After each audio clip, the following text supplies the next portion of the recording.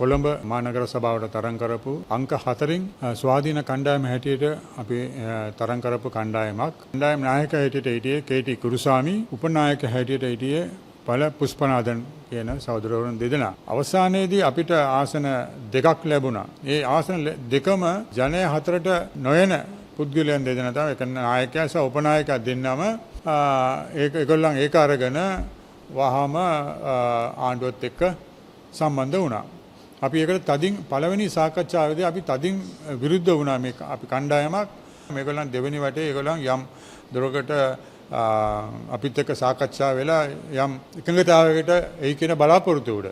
නමුත් ඒගොල්ලන් දෙවෙනි සාකච්ඡාවේදී අවසාන සාකච්ඡාව ගත්තේ මෙතන ඉන්න පිරිස. ඒ කියන්නේ ඒගොල්ලන් 40 දෙනයි ඒගොල්ලන්ගේ එයාත් එක්ක සම්බන්ධ වෙච්ච කණ්ඩායමත් අරගෙන ගිහිල්ලා එයා ප්‍රකාශයක් නිකුත් කරා.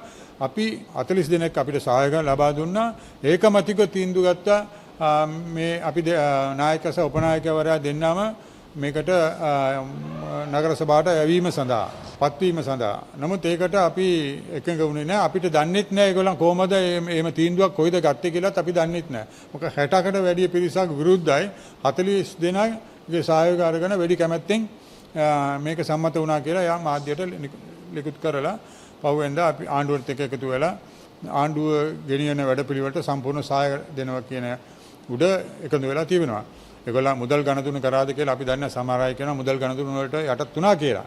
නමුත් ඒ ගැන අපිට තවම ඔඩුවක් නැහැ මේකලා මුදල් ගණතුණු උඩද ගියේ කියලා. ඇත්තටම මම නව සමාජ පක්ෂයේ සමාජිකයෙක්. මම අවුරුදු 30ක කාලයක් තියලා දෙමළ ජනයාගේ අයිතිවාසිකම් වෙනුවෙන් පෙනී සිටින පුද්ගලයෙක්.